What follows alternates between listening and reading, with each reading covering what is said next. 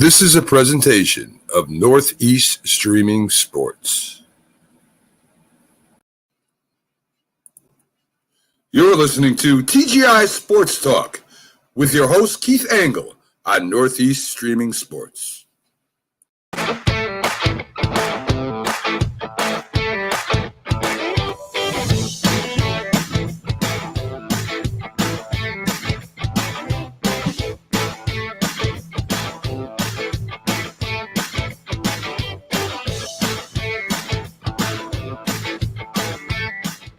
Everybody, Keith Angle, TGI Sports Talk right here on Northeast Streaming Sports. You'll see us live this morning right now on Facebook, YouTube, Twitter. I'll see your comments if you say Facebook or allow Facebook to post them, I guess. I'm not sure what happens when you're on Twitter and you do that, but whatever. We like to see your comments. We like you guys to participate in the show, as you know, so please do so. You'll see us on Roku today at noon. This show will air. Plausibly live. Guys, how we doing? Well, it feels like winter again. Morning, guys. Good morning, Carlos. Good to see you early this morning. Alan, good morning. Yeah, a little brutal up here. It's only going to be in the 30s today, 20s tomorrow here in upstate New York. So hopefully it's nicer where you are. Thank you to all the groups that allow me to share. We had some really good content on Are You Serious? Check that out with my co-host of Mad New Yorker, the same Carlos Chavez, who we said good morning to already, whose bracket is busted. So's everybody's, man. I finished last. Alan might win. It comes down to you two guys. So in the TGI Sports Talk, all my polls everywhere, just a nightmare.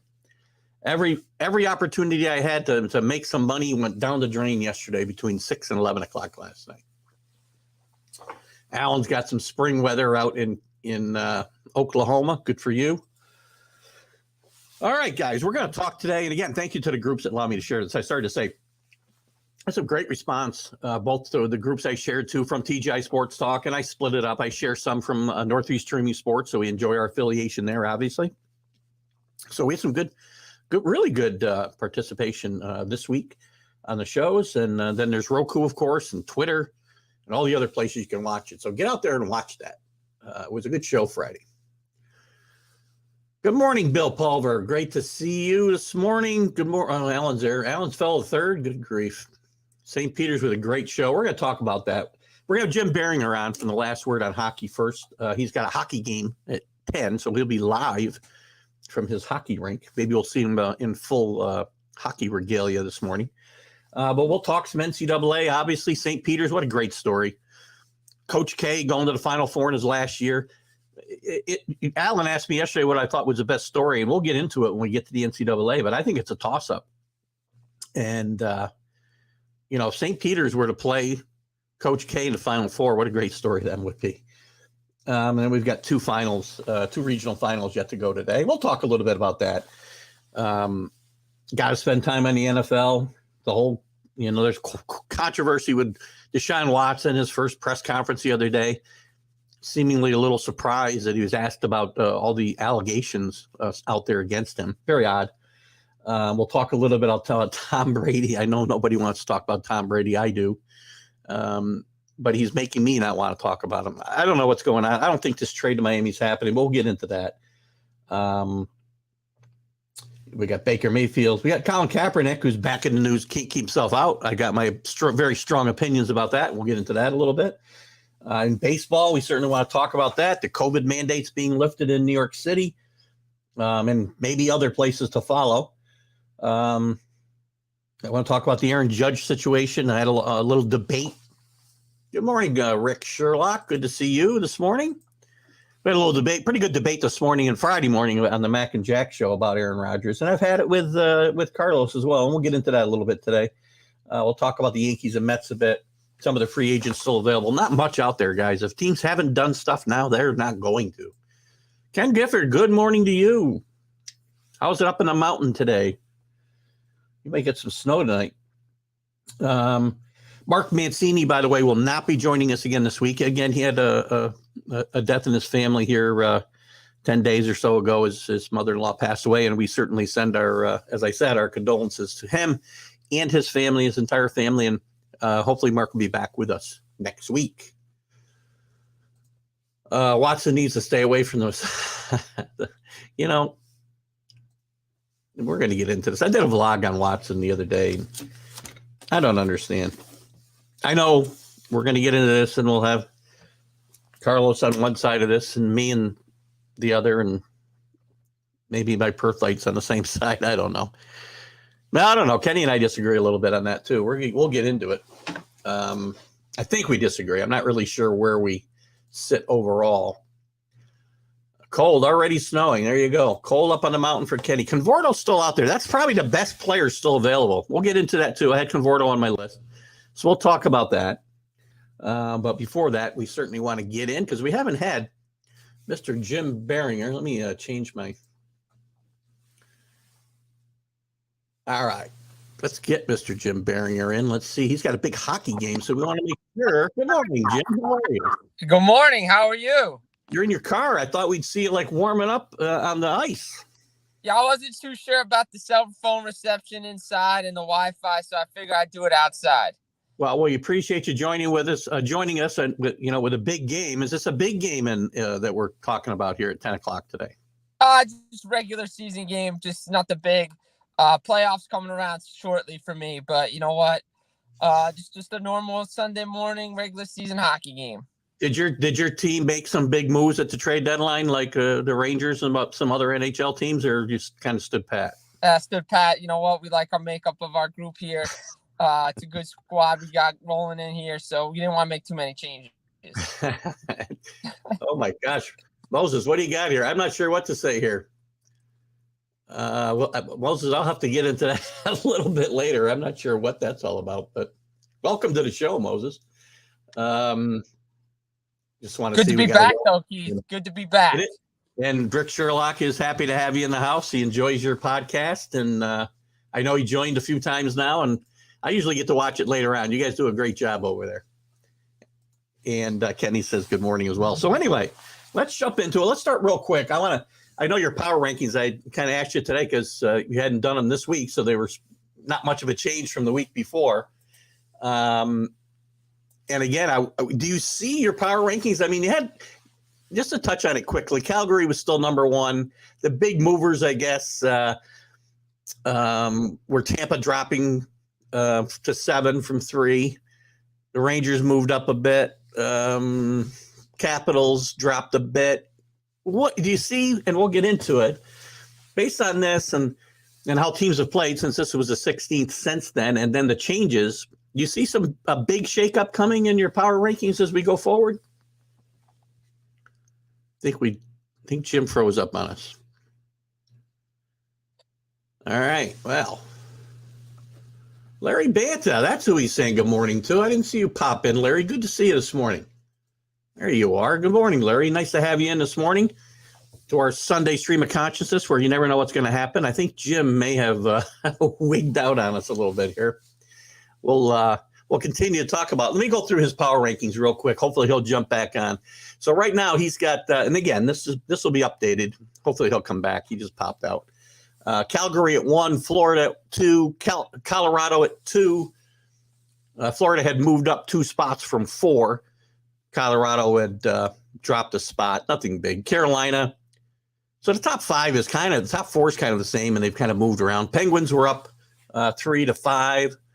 Boston down 1, up 1, I should say. Tampa Bay, big dropper to 7 from 3. The Rangers up a bit. Rangers with some big trades at the trade deadline, which we'll get into. And the Kings at 9, Capitals at 10. They moved up 4 spots. The Stars, the Blues, the Maple Leafs, the Predators, the Wild, and the Golden Knights, who have had some issues, but they've dropped down 4 spots in his poll. Vegas has had some issues recently. Bob saying go Bruins. I know he's a good New England fan, a New England Patriot fan. We'll talk a little about Tom Brady in the NFL section in a little while. Bob, I'm hoping that Jim can get back in here, and if he can't, we'll do the best we can. Larry Oh, here we go. Do you think we could give Keith to have the shades of it? I can do it. My fit overs on my glasses, though, make me look like a cataract patient. So I'm not sure we want to go there. There's Jim. He's back. Let's see what we got. All right, Jim. Welcome back. Yo, what's up? You froze there. I didn't mean to stun you with my first question. No, I didn't even hear the first question because that's when I lost you. That's okay. I was talking about the power rankings. Basically, I just kind of went through them a little bit. Some, not a lot of movement up and down. But again, it's a week and a half ago. We've had the trade deadline. Do you foresee when you have your release here in a couple days of a new power ranking, there'll be major changes or not? I mean, I think there'll be some changes up in the top 10 and stuff. I think the Rangers are going to move up a lot. Tampa will slide because of their, injuries and losing streak and stuff like that. The Rangers of what they did at the trade deadline, filling needs. Also up at Full Press NHL, I just did a big article about the Rangers. Speaking of which, I'll be at the game tonight, seeing as they take on the Buffalo Sabres. That should be an interesting game. But I like the Rangers moving up. Carolina will probably move up as well. So it's going to be interesting this week when I put the rankings out. But I think Calgary will stay near the top of the slot, with Florida, Colorado up there as well. Well, speaking of the Rangers, and I'm going to guess from your comments here that I thought they did very well with the pickups they had, not just who they're bringing in, but the fact that they had to give up very little to get them. I think really bodes well for the Rangers going forward. What are your thoughts? We'll start there on the Rangers' activity at the deadline. Yeah, I like what they did. To be honest, they didn't give up too much, and they filled areas of need. Defense with Justin Braun, I like what they did there. Physical defenseman can play either side, and that's what they needed. They needed to bring in there. They have a lot of young guys who are playing well, but you need that physicality come the playoffs. And then you get a guy like Frankie Vetrano who can play anywhere in your lineup, top six, bottom six, it doesn't matter. And he's filled in the top six right now with Capo out, and he's looked really good. And then in addition to that, you have Andrew Kopp and Tyler Mott. Tyler Mott's going to play on your fourth line. He brings the physicality that this Ranger team wants to do. And Andrew Kopp can play anywhere in your lineup as well. Plus, he could play power play and penalty kill. So his versatility is what Drury liked. And you didn't give up too much to get any of these players. And you kept first-round picks, and you only give up Morgan Barron, and that's about it. And that's really good for a Rangers team, especially for Drury. Because, again, the big thing for the Rangers was going in is, do you want to mortgage the future to go win now? And the fact of the matter is, yes, they can, but they don't have to give up too much, as Drury proved. Yeah, I think that's the biggest part of this is the fact that they drastically improved and brought in bodies where they had some injuries, obviously, and without having to, like you said, mortgage your future. That's always important in these situations. Exactly. Who else? There was a lot of activity, and it started early on, and we haven't had you on, obviously, now in a couple of weeks because of circumstances. I mean, who do you see as the big winners here so far? Well, not so far, but at this point. I mean, obviously, you put the Rangers at the top. I would say Tampa Bay, what they did, Brandon Hagel, that's a huge addition. Nick Paul as well. They rebuilt that third line down in Tampa. Even though they haven't been winning much, they just got their first victory in a little bit. Injuries, other circumstances there. I thought Montreal was a big winner despite selling off, but they got what they needed for the players that they sold off with. I liked what Calgary did as well, rebuilding their third line as well with Calle Yarncroke, and then you bring in Ryan Carpenter. I like what they did. Carolina, Max Domi, that's an underrated move. Minnesota with Marc-Andre Fleury, Nick Delorier, they brought in some pieces as well, so they did really well. A lot of teams did. Well, before I move on there, I just want to bring up a comment. How dangerous do you think the Penguins will be? We talked about the Rangers. I mean, two questions there. Do the Rangers do these moves give them enough to get past Carolina and Pittsburgh? And I guess we'll tie that in. How you see the Pittsburgh faring the rest of the way before we. Well, I like what Pittsburgh did getting Raquel. I think they didn't give up a lot to get him, but it's a nice move. But you know what? The Rangers showed Pittsburgh, hey, you know what? The other night when those two teams played is like, hey, you don't want to mess with us come the playoffs, because they gave them a nice 6-1 beating on Friday night in Madison Square Garden. And they just showed to the world that this is a team that they don't want to reckon with in the Eastern Conference. You know what? They may not have the playoff experience, but they got it with the trades that they had. So I like the additions the Rangers made. I think the Penguins will be okay, but again, I'm still not sold on Tristan Jarry in the playoffs. He hasn't proven it to me yet to make this team go far. So if the Rangers and Penguins matched up in the first round, I would take the Rangers. Excellent. So on the losing side of this, obviously there's always losers in any deadline trading. And who do you see as the teams that either didn't do enough, gave up too much, or didn't do anything? We're the losers here. I mean, to me, I think New Jersey had a chance to do some things, and they didn't do it. I mean, Tom Fitzgerald said the trades just weren't there, which I could believe him because it was a tough trade market, especially with the salary cap. And a lot of teams just couldn't do a lot of things. Vegas, they should have upgraded their goaltending, and they didn't do it. To me, that's a mistake. I know the salary cap was an issue for them, but that's just a mistake on their end not to upgrade. For me, Winnipeg, I like what they did to get rid of Kopp, but they were right there too. So, Vancouver had a chance to make moves as well. But again, a lot of these teams are so in the playoff race in the Wild West with Vancouver, Winnipeg, Dallas, Nashville, and Vegas. They're all right there. So, Arizona probably could have got rid of Chychrun, but they're going to wait till the summer. Same with Boston with Jake DeBrusk. They re-signed him. I thought Boston had a good trade deadline to get Hampus Lindholm from Anaheim. That's another team, the Anaheim Ducks, who did well at the trade deadline. I'll tell you, I just think that the Metropolitan, all Eastern Conference, I think stronger. And you might think otherwise, but it's going to be a lot of fun. While we're talking about this, I want to talk about how this affects the race going forward. I want to start out west, and they get to struggled a bit the last couple weeks since we chatted. They may have righted the ship a little recently, but what's going on out in Vegas, and are they going to be able to right the ship enough to be dangerous come Stanley Cup time? Look, I mean, that's the team you don't want to play in the first round. I think if they're all healthy, I think the Vegas Golden Knights is a team they don't want to play. If you're the Colorado Avalanche or Calgary Flames, they're starting to get healthy again. I mean, look, they got back-to-back games. They just won 2 games to keep themselves ahead in that second wild card spot. But who would have thought at the beginning of the year that the Vegas Golden Knights would be in a wild card position for the playoffs? They've made the playoffs every year and since their existence, but injuries, poor cap management, not making the trades that they needed to. The Dadonov situation was just all bad for them as well. So it's just for them, it's just everything just piled up and hit at the wrong time. I think they're going to have to to look at a lot of things come the offseason to figure out where they're going to be. And it's just the Western Conference is just so wild this year, especially the Pacific, because, we talked at the beginning of the year, we thought it was Vegas, Edmonton, everybody else. Well, guess what? Everybody else decided that they wanted to play as well. Anaheim was in the race for a while. LA's there, Calgary, Edmonton. It's just you're going to think about this. There's a potential that the Central could get 5 teams from to make the playoffs, and you got to be top 3 guarantee in the Pacific.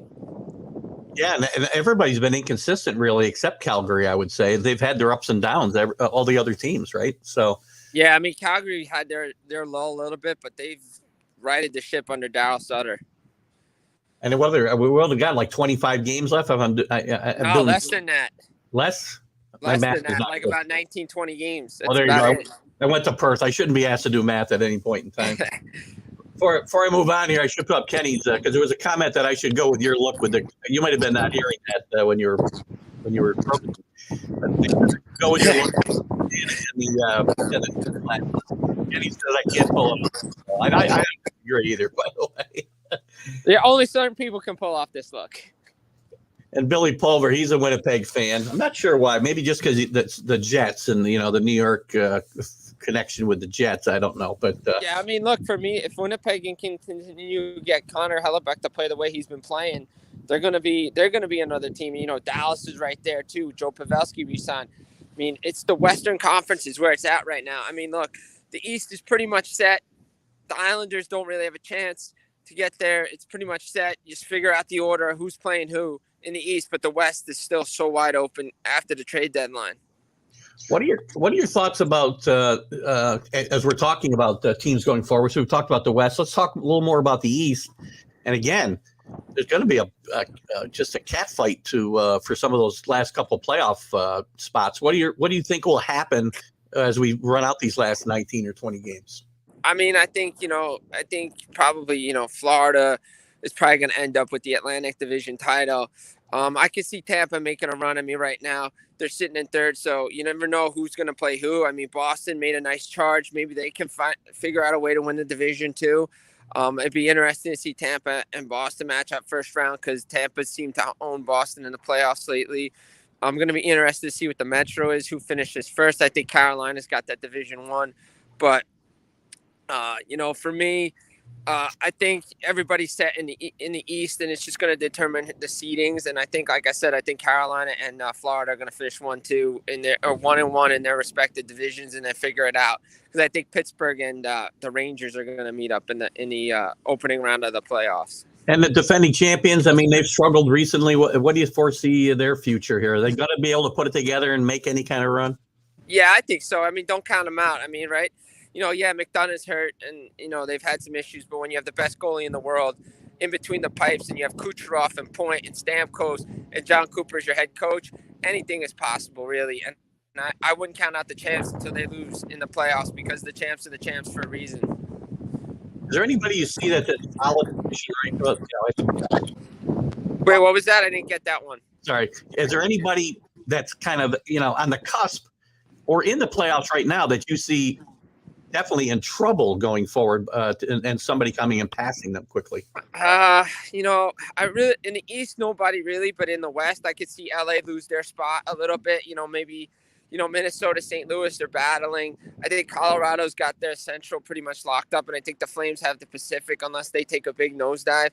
But, I think Colorado, Calgary's pretty set, but everybody else is wide open. And same, Nashville, even though their first wild card spot, anything is possible, really. Anybody can pass them. Kenny wants to say, wouldn't it be easier to tell us who's not in the playoffs, Jim? But yeah, look at the standings. Right? It's look at the NBA. Probably has a long playoff season. Yeah, exactly. The push to the playoffs is definitely on after the trade deadline for sure. And your number one fan is saying your look is perfect. So absolutely, my look is perfect. So I don't know if she's telling me I can't pull it off or I shouldn't try, because I wouldn't try. If I did, you might lose your girl. I don't know. Then my wife. No, I don't think so. I'm kidding. What else is going on around the league we should know about, Jim? Big GM's meeting this week down in Boca Raton. I wish I was there.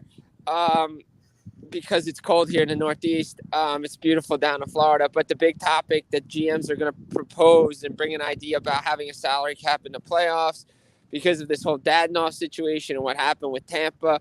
Here's the caveat. They can discuss it as much as they want, but the NHLPA has to agree to any rule change or any salary cap that happens in the playoffs. So take a guess at what's going to happen. It ain't going to happen. So right. What do you think? That's good or bad?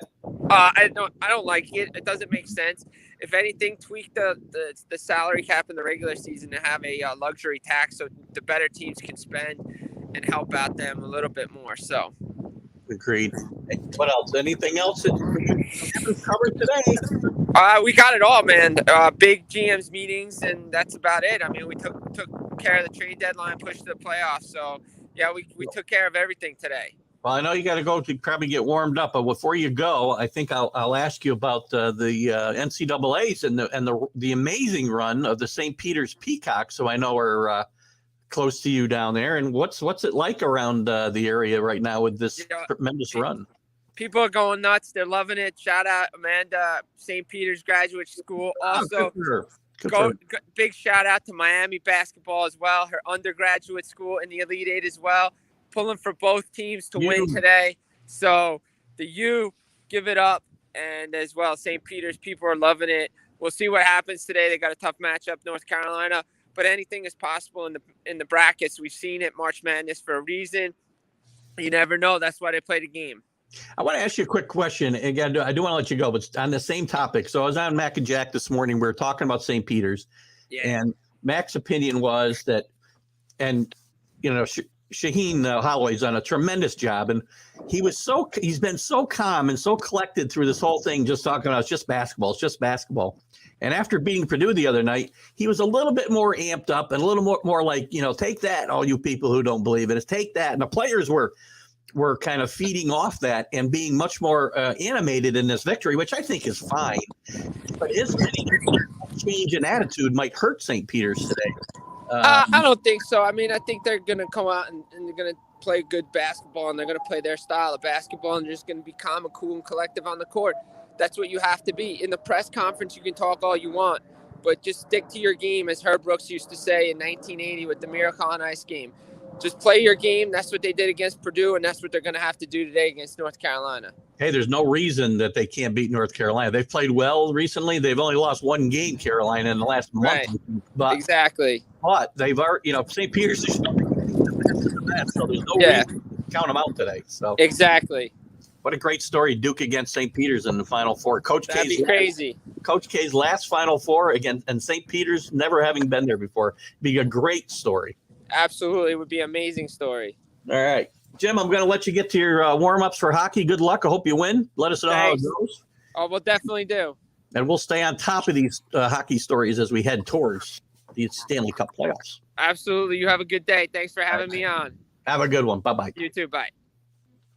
The great Jim Biringer, who look, St. Pete's loses big.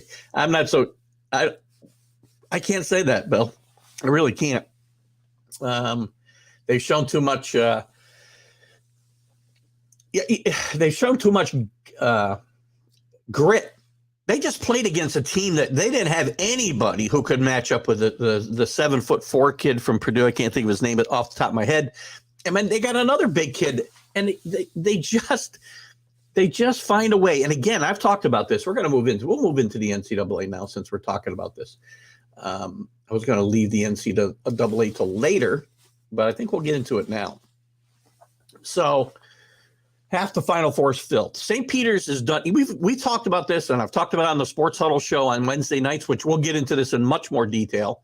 I want to have a bunch of time to talk about the NFL and Major League Baseball and certainly get your comments on some of these topics that I want to chat about. But, we talked about the ability for teams like St. Peter's, even Miami, to control the tempo of the game. Even the good teams. Duke controlled the tempo of the game last night against Arkansas. Didn't let Arkansas do what they do. They couldn't get – that's a really good defensive team, and Duke did a really good job, I thought, for the most part, of protecting the basketball. But when Arkansas could get the turnovers, they couldn't convert.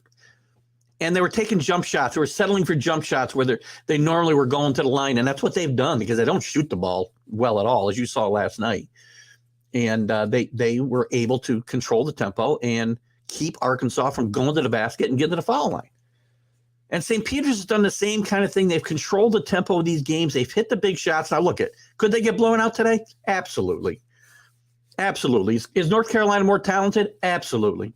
But every single team that St. Peter's has played, outside of maybe Murray State, and even they, I think, are probably more talented up and down the roster than St. Peter's, they've all been vastly superior talent-wise. I've said this forever. When it comes to the NCAA tournament in this era, these teams like St. Peter's and some of the other mid-majors, they're the only ones really still alive now, but they have an advantage. And by the way, in the majors, Villanova's like this. They get kids. They recruit kids, mostly because they have to in the mid-majors. Kids who aren't going to be gone in one and done or two and done. They're going to be there, and they're going to get veteran leadership when it comes to these big tournament or conference tournaments or whatever it might be. And that can make a difference, a huge difference, when we're talking about leveling the playing field between this super talented team like Kentucky or Purdue or North Carolina today. And you've got experienced guys and a coach who knows what the hell he's doing. That's a downside here for St. Peter's, right? Is the fact that they've had such a great run. They're big winners, and maybe I'll talk about some of the winners and losers quickly, but we're going to do it again Wednesday. St. Peter's is one of the big winners. The Mac's one of the big winners. Shaheen Holloway is one of the big winners. But now St. Peter's is going to have one of the big losers in this tournament because they're going to lose their head coach when this is all over. Most likely back to his alma mater at Seton Hall. So, been very interesting. And I am not going to count St. Peter's out today and say they're going to get blown out. Now, could they, Bill? Absolutely. St. Peter's done a good job managing the game with tempo and scoring. Great. That's exactly what we're talking about. And to your, one of your big points, Carlos, they go fairly deep. And by the way, I've got a soft spot in my heart for St. Peter's because, again, I've said it several times. Matthew Lee, the son of Butch Lee, the great All-American point guard from Marquette, 1977 national champions under Al McGuire. Butch Lee's been a really good friend of this show, and he and I chat quite a bit. And I'm rooting for St. Peter's to pull this off now that I'm out. Arkansas is out. I went out in my survivor pool yesterday, so I got nothing left on the line. Kenny says, okay, got some teams out and some are moving forward because the worst. I won't disagree with that. One of the losers in this whole thing is officiating, but that's not. Look, I say this all the time. There is bad officiating. And it's funny, if Larry's still here, Larry's done a lot of baseball umpiring in his career. And so have you, Kenny. No matter how bad officiating is, you can't ever, I'd never have done it with my teams. I'll say a game is badly officiated, but I will never blame a loss on it. Never. You can't allow yourself to get beat by officiating. With that said, there's been some really bad officiating. And I know, Kenny, you're not a fan of this whole Euro step. I hate it. I mean, I watched some guys last night look like they were on pogo sticks holding onto the basketball in the, I want to say it was it had to be in the Duke Arkansas game. I think I did actually see a travel called in that game, but you'd see guys take like 3 hops. I don't get it. And there's not been a good officiated. I will not certain. And you're saying the worst officiating in the history of sports. That might be a little bit over the top, but it hasn't been good. You know, what else we got here? St. Peter's has real point guards like Matthew Lee, as I said, and they go fairly deep. And again, they're experienced. And they got something to prove. Matthew Lee, I'm positive, was a walk-on. He didn't get any Division I offers. He walked on at St. Peter's. And, that's the kind of kids they get. And they got an attitude. And they've got, they've got some spunk and drive to prove something to the schools that passed them by. And they stay there 4 years. A lot of fun. As Dandy Don is known, turn up the lights, the party's over. You're talking about St. Peter's. Look, I've said that now. I thought it was over. I thought they could beat Murray State. I thought it was over against Purdue, though. They played well. One of the Purdue guys gave St. Peter's a backhanded compliment that, they're a good team, but, the officiating really helped them. Come on. I get that. Stop blaming officials. If you're Purdue, the Big Ten champion, regular season champion, where were they? I guess they weren't. But anyway, you're number 2 seed against a 15. You should be beating that team. If I want to look at paper, you should be beating that team by 20, and officiating should not come into play. So please don't blame the officials when you play or allow a team. They played well. I'm not taking anything away from St. Peter's. They forced Purdue into playing the way that they played. But Purdue did not play well and didn't adjust, and that's why they didn't win the game. Carolina has watched St. Pete's gameplay, and you know what? I don't know. Carolina's on a great run. And I got to tell you, on this topic, I would have been very hard. If you've watched my college sports huddle on Thursday, what night? Wednesday, live at 7 p.m. right here. If you want to check it out this Wednesday, please do. I've been very hard on the ACC all year. Now, they got better, and I said they got better at the end of the year, but did I think they would have a chance to, and they got a realistic chance too, by the way, guys. We'll get into this in a second. They got a realistic chance to get 3 teams in the Final Four. Carolina, again, they should beat St. Peter's, but I'm not telling you St. Peter's won't win this game or can't win this game. And Miami is going to have a chance to beat Kansas. Miami's on a great run. They protect the basketball. And again, another team that struggles sometimes to put the ball in the basket, a little like Arkansas and some other teams. Houston yesterday. We'll talk about that game in a second. But I think Maryland's got a shot to beat Kansas today. And that would leave, again, 3 teams from the ACC. And you'd have an 8 and a 10, I believe, in Carolina and Miami, along with 2 2s in the Final Four.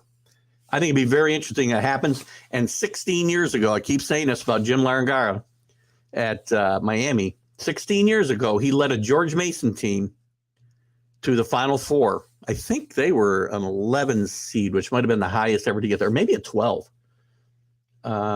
15 would certainly, there's no 15's ever been there. So St. Peter's does that. They're going to certainly make history, as they've already made. St. Peter's, by the way, and I'll get to your comment here in a second, Kenny. St. Peter's is playing with house money, right? St. Peter's had never won an NCAA game, ever. No MAC team had ever gotten to the past the Sweet 16. No MAC team certainly ever got to the Elite Eight. Everything they've done, they're winners in this conference, no matter, or this tournament, no matter what happens. Always a fairy tale. Well, with real point guards, it should end today. Maybe. And Carolina's played very, very well. And if Carolina takes care of the basketball, I think Carolina will probably handle them. Jim Biringer, thanks for being in as always. And good luck in your game today. Let us know how you do. Kenny, you can only surprise one team. Oh, wait. They surprised two teams. Actually, three. I mean, Murray State was ranked ahead of, seeded way ahead. What was Murray State, a 7? Let me look at my, let's look at our little chart here. What was Murray State? 7. So Murray State, so they beat a 2. Would they beat a 1? They beat a 2, a 3, and a 7 getting here. So again, it's not one team they beat. I mean, I can't really kind of stay. Yes, they've had a chance to watch them now 3 games. That does give Carolina some advantage. I agree with you, Kenny, but it's not one team they beat. Upset 3, at least 2.5. But also Carolina's playing with a great deal of confidence right now. Hubert Davis done a great job with that team. Again, taking over from a legend in Roy Williams. Hard enough. They're coming off a bad season last year, and Roy Williams last year. They were derided much of the year by people, including me, because they didn't beat any good teams until late in the year. They started playing well. A couple of weeks after losing at home by 20 to Duke, they go to Cameron in Duke's last game with Coach K's last game at Cameron Indoor, and they beat them by 18 or 20 points. Carlos isn't saying they'll win, but these games, I think this game will be close. You do get some blowouts in the Elite 8 games, but it's very rare. And if it's going to happen, I think it would happen early. If this game were to become a rout, I think it would happen right out of the gate, because St. Peter's has a way of righting the ship and changing the tempo and fighting back. There's been several times against Kentucky, against Purdue, where I said, oh, here it is. Here comes the run. Purdue got up by 6 a couple different times the other night. And I said, here comes the run, and never came. Needs to happen early. They are very interesting. I agree. Good morning, Anthony Price. Good to see you. Purdue's point guards did a poor job of getting the ball to the bigs. I agree. Partly, again, you got to give credit to the St. Peter's defensive strategies. They tried, again, when you're outsized as much as they were, you've got to try different things. And I think they did a very, very well. And what's he had here? Although there's 7+ stiff sat the bench at the end. He did. He wasn't going to help them when they got to, shoot 3-pointers. Once they took down Kentucky, everyone should have taken them seriously. Agreed. Murray State, I think Murray State, probably, and Purdue both. If you're not in this, again, as Carlos said, in this tournament, there's a great equalizer when it comes to this tournament. And as I've said several times, these other teams, like Purdue, like Kentucky, they out-talent St. Peter's, but they don't have the experience that St. Peter's has, or any mid-major for that matter. And that's why they can compete. That's why, George Mason was able to make a run 16 years ago with Jim Larragar. That's why Butler was able to make a run, a couple of years after that, and VCU. And, there's a long list of teams that are senior-laden teams They're experienced mid-majors with good guard play and good coaching, and they're able to level the playing field and take the talent difference out of the equation. Anthony Price thought Houston was going to win with their defense, but that didn't happen. I talked about this going in. Houston didn't impress me. They impressed me with their wins, but going in, I thought they were very overrated. The advanced analytics and metrics, the computers all loved them. They play good defense, but they don't put the ball in the basket consistently enough. And a couple of teams in this tournament fall into that, like Arkansas last night. And this is what hurt Houston last night, too, is not being able to put the ball in the basket. Billy, he agrees with Rick. Purdue changed their game plan and went flat. Matt Painter is going to start, probably, look, he's a great coach, but he's not been able to get Purdue over the hump. He's had some really good teams at Purdue that have either gone out early in the tournament, lost in regional finals, and not got to the Final Four. This Purdue team, and again, even before Painter, under his mentor, Gene Keady, Purdue had some really good teams, but were unable to get to the Final Four in the last 40-plus years. They're too good to do that. So let's look again. Coach K, it's a debate. Alan, I don't know if Alan's still here, but Alan and I, he asked me this question yesterday, and I'll talk about it before I get into today's games, whether I thought St. Peter's or Coach K was a bigger story in this tournament. And to me, it's kind of a toss-up. I said to him, if Coach K gets in and St. Peter's loses, well, it's Coach K, I think. His final year and everything he's meant to college basketball, going to the Final Four, it's just meant to be. Everybody wins. The fans win. The network wins. It's good for basketball. It just is. It's a feel-good story. I don't care if you hate Duke. If you hate Duke and you don't like this one, I don't know. You're entitled to your opinion, but I'm not sure why we're watching sports if this doesn't excite you. But I think it's a great story. St. Peter's, obviously, though, is right up there with them. So I don't know if I can separate the two. Maybe it depends on what happens from here. If St. Peter's gets to the Final Four, well, maybe it's a whole different thing. Carlos, both stories are important and make the tourney. I agree. It's a must-see. It's making for must-see TV. I've been there, watch pretty much every game wall to wall that I can. I should have mentioned this to you guys. There's a online. You can go to NCAA. There's a website there where you can watch any game you want to watch at any time. Early in the tournament, it's great. You can jump all over the place. Sometimes I think you get so much time free, but if you have a streaming service subscription to anything, you can put in that username and password, and you can still continue to watch. I should have told you about that when it really mattered, but because now it doesn't. Hoping to see NC Duke repeat and winner takes championship. Again, that's the beauty about that side of the bracket. And again, I promise you we'll get to the other side of the bracket in a second. No matter what happens, this side of the bracket is going to have a very interesting semifinal game in the Final Four. Duke's either going to be there in Coach K's last year and play this upstart St. Peter's team, which I think is a tremendous story. St. Peter's going in there and try to end this not Cinderella run by Duke, but this storybook run in the last season for one of the best, if not the best coach in college basketball history. He passed John Wooden for Final Fours with this year's why can't I count? With this year's team reaching the Final Four. Good grief.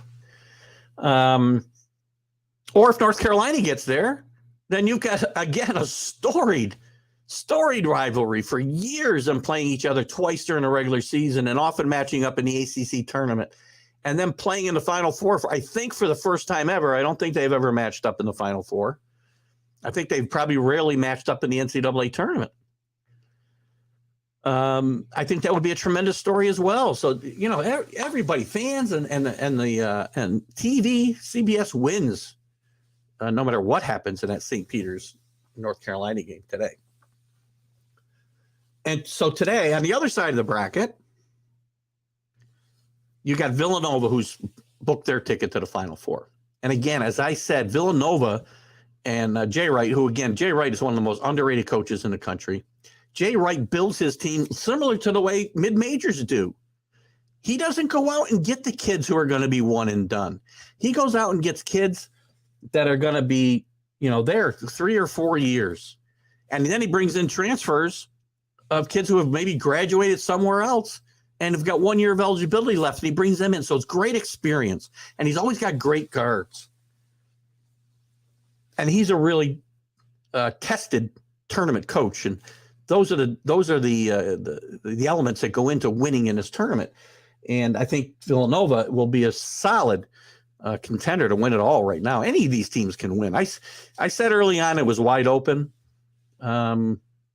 16 teams could win, and I should have probably gone deeper because St. Peter's, imagine if they win the national championship. I think that would be awesome. The other side, the other team, or the other game in that bracket, the Final Four, we're waiting on. It's going to be Miami or Kansas. Kansas has played pretty well, but Miami has had some signature wins this year. They knocked off Duke on the road earlier in the year. They were picked to finish 12th in the conference before the season. And Jim Larragar has done a great job there. And they've handled pretty much everybody. The games weren't blowouts from the get-go, but the final scores, everyone they've had well in hand at the end of these games. Now, maybe they haven't had to, they beat a number 2 in Auburn by nearly 20 points. Lost a key player that hurt big time. Not sure which matchup we're talking about there, Rick. So I think Miami's got a fighting chance today as well. They protect the basketball as good as any team in the country, and that's going to be important. And it's going to depend on how they put the ball in the hoop. Again, obviously it's not rocket science, right? The better you shoot, the better chance you have to win. But I think they got a chance to win. And the other side, Kansas and their star Remy Martin, their mercurial star, who's been very up and down this year, has really played pretty well in the tournament. And they've had him coming off the bench. If he continues to play well, and I said this the other night against Providence, that if Remy Martin played well, they would win the game. And I think Remy Martin is the guy. It's funny. Villanova's had key injuries a lot of years heading in. Last year, they had key injuries to their guards. But I think they go deep enough that they can overcome that. And again, Jay Wright does a good job of plugging guys into right spots and getting guys to raise their game. Don't forget, this guy's won 2 national championships since 2016. One of the most underrated coaches in the country, in my mind. Time we got here. All right. You guys continue to post your comments. I'm going to talk about a couple other things real quick on the NCAA side. Again, Coach K being a great story, as I said. One thing I want to mention before I get into some of these winners and losers, at this time, and I gave this to my audience on Wednesday night, and I'll say again, I want to give my condolences to the family of Tom Young, who passed away this past week or last weekend. Tom Young was a longtime basketball coach at American University, Rutgers, winningest coach in Rutgers history, and Old Dominion after that. Tom Young took an undefeated Rutgers team to the Final Four in 1976. I think they got there 30-0. They lost 2 games. They still played a consolation game at that. They lost a game, I think, to Michigan and to UCLA in the consolation game. Great team with Phil Sellers and Bailey, and I think Eddie Jordan might have been on that team. But Tom Young, one of the great stories, and that Rutgers team, one of the great stories in the metro area, in the last 50 years, obviously. and Rutgers has never approached that type of success again. So we want to say condolences to the family of Tom Young, who passed away last week. So rest in peace, Tom Young. Well done. Some of the other stories, and I'm going to get into these quickly. I'm going to give you just a couple of quick things on winners and losers. I'm going to run down this list, and we'll jump into it a little bit for a few minutes because I do want to get into the football and the baseball. And I'm going to talk more in depth about this on Wednesday night. The winners in this tournament, outside of the scores, the NCAA and the fans are the winners just because of all of the St. Peter's story, the Coach K story, even Miami making this run. Great story. St. Peter's and Shaheen Holloway, both winners. But they're also going to show up on the loser side because St. Peter's going to up a loser here because Shaheen Holloway is going to be gone. The ACC, big winner here. Everybody was down the ACC. I thought at one point they might get 2 teams in. They got a chance to have 3 teams in the Final Four. So they're a winner. Duke and Coach K. Great storybook ending to his career. North Carolina and Hubert Davis we talked about. They're big winners in this whole thing. Can't maybe read my writing on that one. Iowa State, they didn't make it to the Elite Eight. They got beat by Miami, but what a great turnaround there at Iowa State. They were 0-18 in the Big 12 last year and 22-22 overall. Great job. Big winners. The big losers, I'll give you the officiating. The officials are big losers, Kenny. I agree. But stop, guys. People cannot, and I'll say this in every sport, don't leave yourself in a position to get beat by officials' bad calls. That's on you. Yes, the officials will make bad calls and affect the outcome of games. But don't leave yourself in that position. Big losers, as I said. St. Peter's, even though they're a big winner, they're going to up a loser because of Shaheen Holloway leaving, most likely. The Big Ten, 9 teams in the tournament, not one got past the Elite Eight. Well, only one got to the Elite Eight. The SEC, another stinker. Kentucky going out in the first round. Auburn going out to Miami. Arkansas gave the best show, and last night they were horrendous.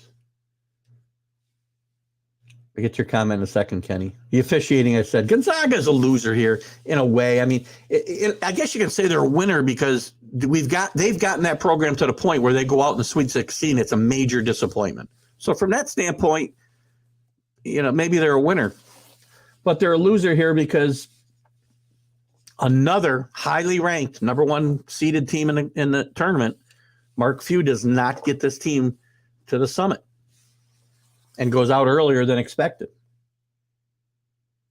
So that's a loser. I can't read my writing there. Pac-12, I think, is a loser. USC,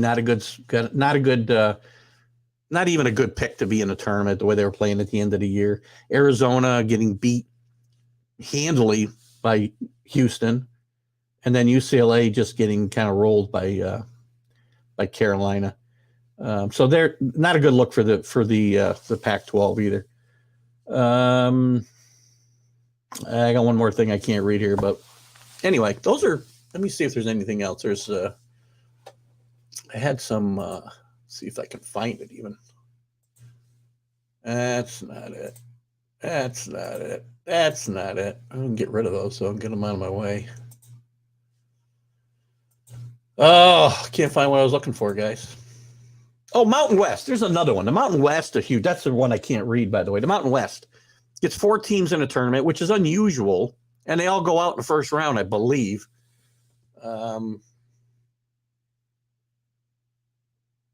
Yeah, I think they all go out in the first round. No, I take that back. Do I take that back or not? Sorry. Oh my God. No, they were all officially eliminated by the close of business on Thursday. 12 seeds were a big winner again. Every year, 14 years in a row, 12 seeds beat a 5. Conference diversity, big winner. Of the 16 teams in the Sweet 16, 9 different conferences were represented. That talks to you about what I've talked about with the evening of the playing field with experience versus talent. So I was just looking at one of this other. I'll throw this out there because this one guy writes about one of the big winners of the Capital One commercials, which I find fun, with Samuel L. Jackson and Barkley and Spike Lee. They're kind of fun. I'll throw it out there for you guys to comment on if you want. All right, let's see what we got here. I know we had some comments. Duke needs to win to keep the recruiting going. Yeah, it's going to be a tough, John, what's his name? Shire. Can't remember if John's his first name or not, but Shire, who's going to be the new Duke head coach next year, has got tough shoes to fill, obviously. Now, he is one of the better recruiters that Coach K had, which will help him certainly going forward. And that's one of the reasons they wanted him to be the head coach and not somebody like Tommy Amaker or some of the other guys that have been were mentioned for that. Sometimes look I'm not saying that officials don't affect the game, but if you have the talent, just look at it. And I agree. And maybe my philosophy is too simplistic sometimes, but again, if you're the better team, you find a way. You just don't leave yourself in that position. I understand sometimes it's unavoidable, but often, look at Purdue. Purdue complaining about the officiating. Purdue should not be in a position where the officiating determine that game playing against St. Peter's. Shouldn't. Charging calls are a joke. I just hate the flopping.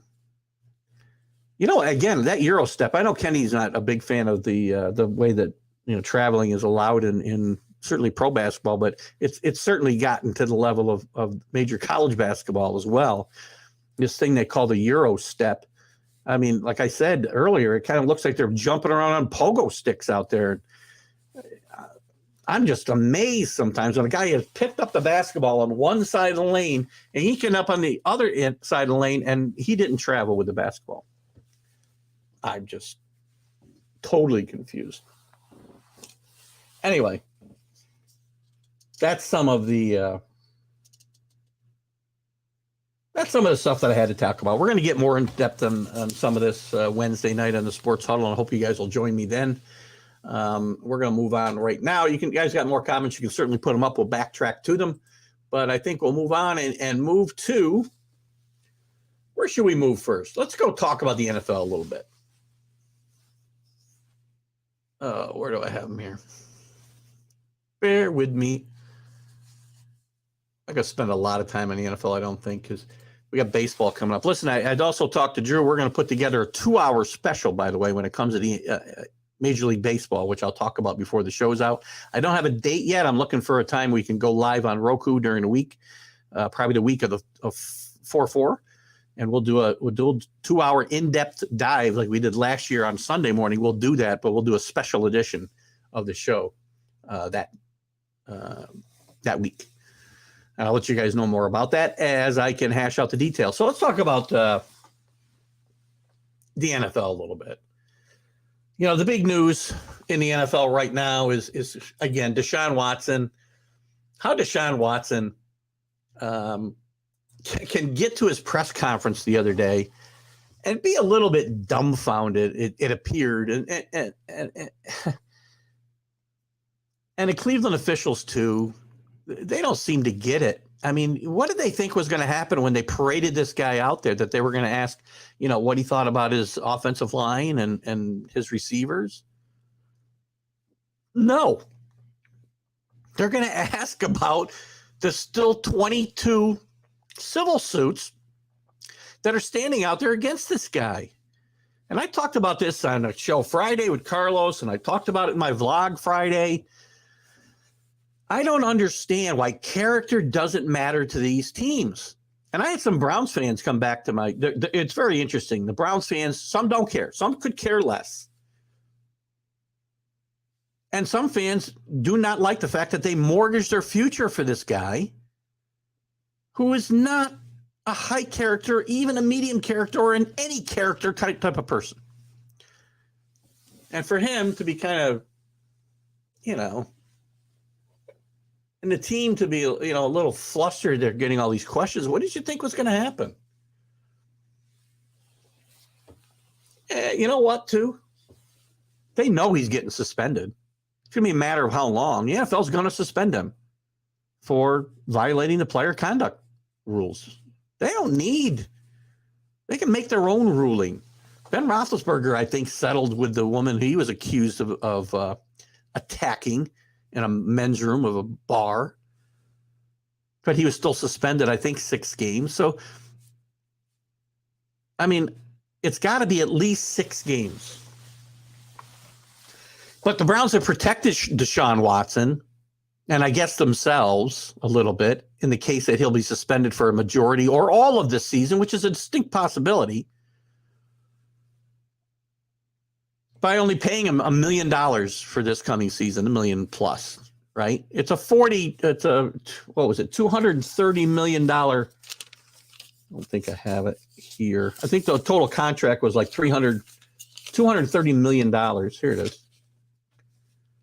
It averages $46 million a year. You got a $45 million signing bonus, but only $1 million of it is this year. So he's not going to lose out. And I think there's language in there that protects him against being suspended, and he can still get paid.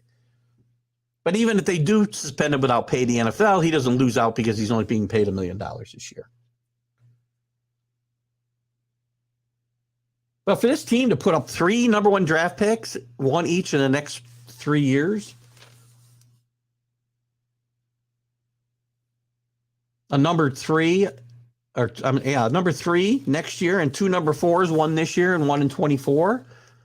Houston makes out like bandits here. They stuck to their guns, and I found one dumb owner. That's all it takes. Take your comments here a little bit.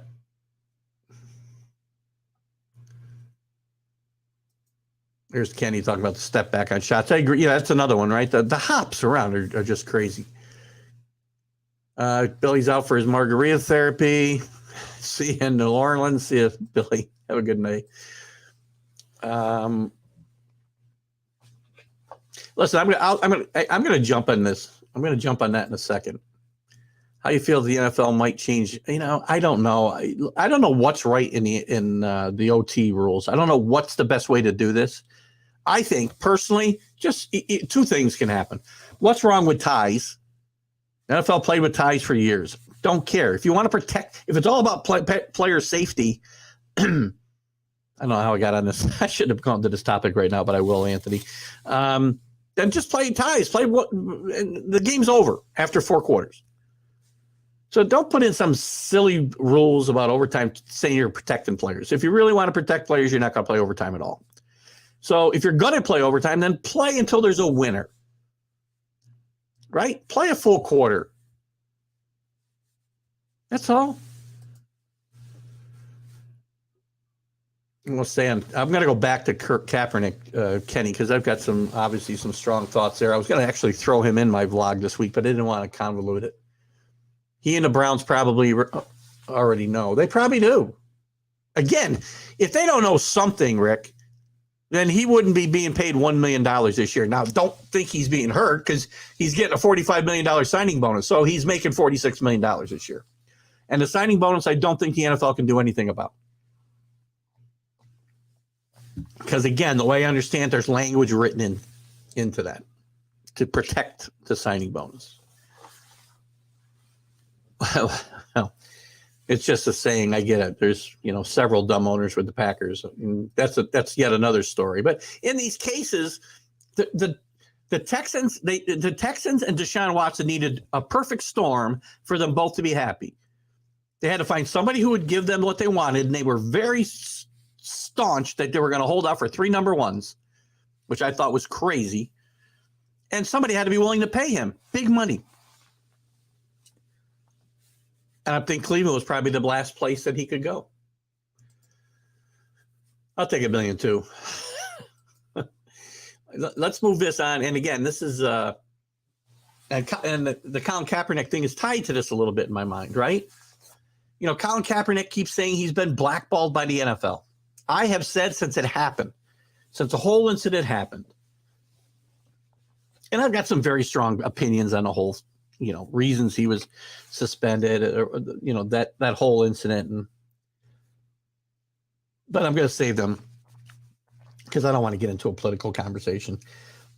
But I don't believe Colin Kaepernick has been kept out of the NFL because of his social views or his political views or whatever you want to label them.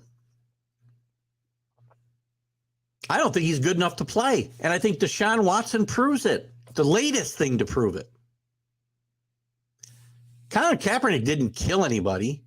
Colin Kaepernick didn't rape anybody. But this league is full of women abusers. It's had at least 2 murderers, and one was on my team. And the other one is a Hall of Famer now, and his opinion is sought out over everything from Aaron footballs to whatever. Yes, you, Ray Lewis. So the NFL, you want to tell me the NFL won't let Colin Kaepernick back in because of his political views? I think that's nuts. He can't play. That's why he's not in the league. And somebody's going to tell me, I know I had this come up, I don't know if it was Kenny, I don't know, if it wasn't you, I apologize, that he got to a Super Bowl. Well, he got to a Super Bowl in a gimmicky offense with the pistol that Jim Harbaugh did a great job putting together, and he took over for Alex Smith so he could run it. And he had one good year and got his team to the Super Bowl where they got beat fairly handily, I think. Not really. Lights went out. Another conspiracy theory. But then the league caught up with it, and Colin Kaepernick is not accurate enough as a quarterback to be able to be an efficient winning quarterback in this league. That's why Colin Kaepernick is not in the league. End of story. Now, Kenny says if he's real interested in playing in the NFL, then maybe go to the CFL or the new spring league. Maybe they don't want him either. But if I'm the USFL, I'd probably sign him just for the publicity. The CFL would seem to fit his game. Doug Flutie went up there and again rehabilitated his game, or again, his issues were not off the field. His issues were on the field, where the league didn't think he was big enough to play in the NFL. He went up there and showed he could play against professional players, albeit a step below the NFL. But he came back and had a pretty good career. But this guy doesn't want to do that stuff. So I've got my doubts about 2 things. I don't think he's good enough to play in the NFL. And I don't think Colin Kaepernick really cares about playing in the NFL. I think he just cares about keeping his name in the news. We talked about that. We'll talk more about that going forward. Talked about that. The Vikings are picking your bones in free agency market, Kenny. A lot of teams are picking the Packers' bones. Packers are going to have a tough time of it here. The pistol was just a slight difference from the 49ers offense. And again, that offense hasn't done that well either. Well, the pistol was the 49ers. It was the 49ers that he took to the Super Bowl, right? So they've kept it, but they've had to modify it. And it hasn't been terribly effective. Again, they got to another Super Bowl and lost. They haven't won. I just don't think he can play. That's just me. And I'll continue this conversation if you guys want. And I got a feeling that near the end of the show, we're going to have some time, guys. So think about some topics you want to talk about once I go through mine on the NFL and Major League Baseball, which we're going to get into in a little bit. But to continue with the football, let's talk about, on the same topic, similar topic, because Baker Mayfield is the guy pushed out now. And you might say, well, they got to keep him because Watson's going to get suspended. Well, that's not a tenable situation. They can't have Baker Mayfield, who didn't want to be there before Watson was even brought in. Plus, you got to, this year, I guess it wouldn't affect the cap because, again, Watson's only making $1 million. Baker Mayfield cannot be on the Browns roster next year. And if they release him, they're going to take a huge cap hit. Nobody seems willing to trade for him. Carolina says they don't want him. I did see an article yesterday that said that once he's released, if he's released, the Steelers would be all over Baker Mayfield, and that might be a good spot for Baker Mayfield. I'm not a huge fan of Baker Mayfield's game. I don't think he's a bad guy. He's a little cocky, but, he's not a bad guy like Deshaun Watson.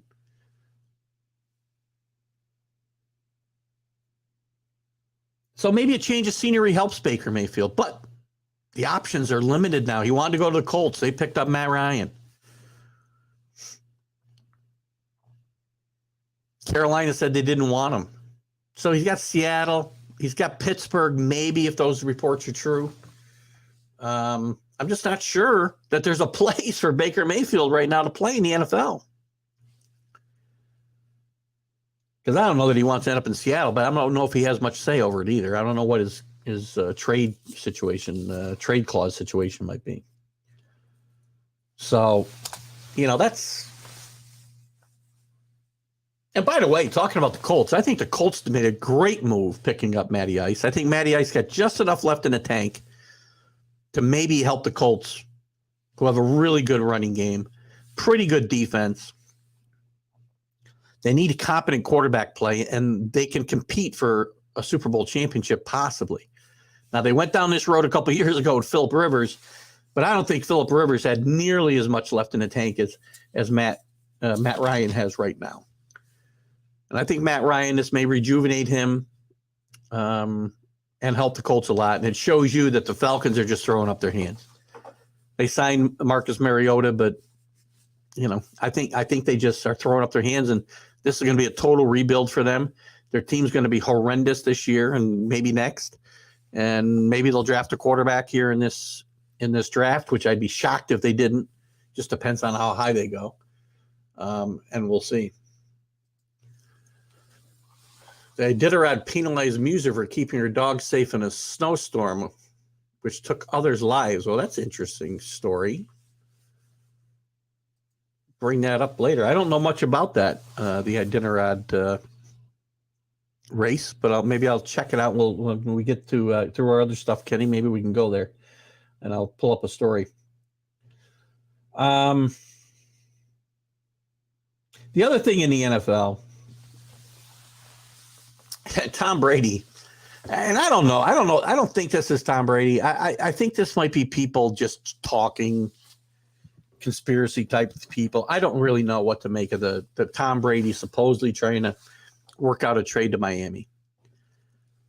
Now, if you're inclined to believe that these things are happening behind the scenes, so I guess the theory would be, if this is the case, then Tom Brady retired, hoping that the Tampa Bay would relinquish his rights and he could sign wherever he wanted. Theoretically, that might have been San Francisco. Maybe it would have been Miami, based on what we're hearing. I don't think he's going to play anywhere but Tampa Bay this year. But the fact that Gronk is not signed yet may speak volumes, because he doesn't think Brady may be staying in Tampa Bay. Julian Edelman was linked to the Buccaneers this past week, is coming out of retirement to join Brady, that he has not signed. Now, maybe that's just blowing in the wind. But there's guys close to the NFL who said they really expect Tom Brady now. They think Tom Brady's got no way out of Tampa Bay this year. He's got 1 year left on his contract. He's got no way out of Tampa Bay. But they don't think he's done playing after this year. And that Tom Brady wants to play till he's 50, and he will play somewhere else other than Tampa Bay the year after this. Now, I've always defended Tom Brady. When the news came that he was coming back, a lot of people posted on Facebook, enough, I can't stand it, blah, blah, blah, blah, blah. Well, I defend him, because why wouldn't you want the greatest player in the game ever to play more as long as he can? And he's playing at a very high level still. Is he as good as Tom Brady 6 years ago? Of course not. But he's still one of the top quarterbacks in the league. I thought his retirement was real. And maybe he just made an emotional decision. Maybe it was a ploy. To me, who cares? Now, I don't want him going to Miami, and I got to face him twice a year. That might make Patriots fans' relationship with him a little different.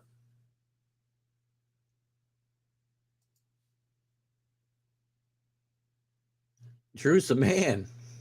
We'll find out in the draft next week. Rick. What's Kenny got here? I believe when the Browns released Mayfield, Tampa will pick him up and, well, maybe. That wouldn't be a horrible move for Tampa Bay. Assuming if he gets released and then Cleveland's got to eat the most of his contract, so you could sign him for nothing. They're, basically nothing. So that's an interesting scenario, Kenny, and I could see that one happening. I could see that happening. And who knows if the rumors are true about Brady trying to make his way to Miami, which would be a great move for the Dolphins, by the way, because they don't have a quarterback. We'll talk about Tyreek Hill in a second. I think that would be a good move for both teams. Or I should say the Buccaneers and both parties. It'd be a good move for Mayfield, and the Buccaneers have their guy now when Brady walks away. It's a matter of whether Mayfield wants to play second banana. He does have a big ego, and then these guys all do, right? So that's an interesting scenario that you bring up there. I think I'll back to this. So I'm a little disappointed that Rick is not happy with my MLB guruism. He's kidding, Rick. By the way, got to plan another happy hour now that the weather's getting better. COVID situations good. We're going to plan another happy hour soon. Kenny, hopefully you can get around. If you can't get around, we'll certainly wait till you can. Billy's not here. We'll talk to him about that. Any of you guys, no matter how far away you are, if you're in New York City, you're in Oklahoma, Alan, you want to get away for a weekend and fly to New York? I can't fly in. I can't find a place for you to stay, but you're welcome to come to our happy hour. He's good to travel. Good. We'll see in the draft. Well, if you look at last year's standings, Rick, you'll see that I finished well ahead of the Sunnydale team of Drew Ehrlich. Just saying. Barely knowing what I was doing in that league because there's so many different rules than I've ever played with it. It's my second year there. So the first year I finished fifth, and last year I finished, I think, third or second. I think I finished second. I think I finished third because I won the, they do play like a consolation round. So anyway, I'm very happy. You're going to pay for Carlos's gas for the trip. Now we're getting somewhere. Where are you, Carlos? We got you your gas paid. I'm buying a beer. All you need is a designated driver. And you can come. But before I move on from football, I want to talk a little bit about Tyreek Hill. Tyreek Hill went in one afternoon, like 2 or 3 hours. He went from negotiating a new contract with Kansas City to not being able to come to terms and them telling him, go find yourself another deal, to getting a huge extension with Miami and almost becoming a Jet. Now, Kansas City gets 5 draft picks and theoretically maybe can improve their defense. They did bring in Juju Smith and another receiver that I don't have right at the tip of my tongue here. They signed another speedster yesterday. So Kansas City's definitely going to be worse without Tyreek Hill. Tyreek Hill helped Patrick Mahomes a lot, bail him out of a lot of tough situations. Tyreek Hill's a great talent in the NFL. One of the few guys who can just change the game with his speed and elusiveness. Not a great guy off the field necessarily, but again, he's not my leader of the team. To me, and again, maybe this is hypocritical, I don't know. It's a little different. And again, Deshaun Watson's a unique case. 22, charges is a little different than one woman coming up and saying you did something. And it could be a he said, she said, or whatever. But Tyreek Hill has had his issues off the field.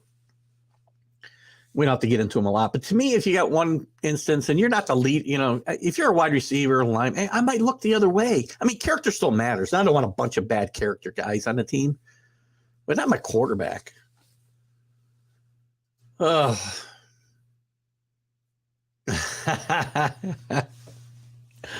Oh, Carlos. Now we got your room up on the mountain. You may never be seen again.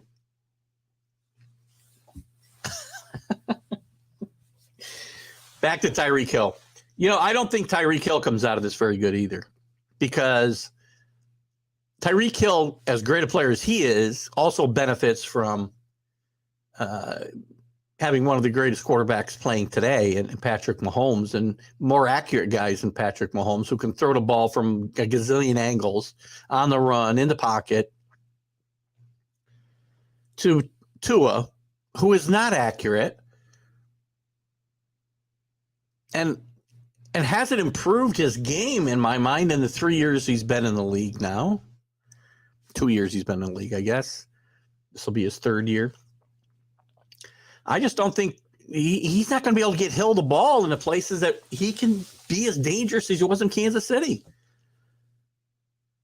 And Miami, with all the talent they've acquired,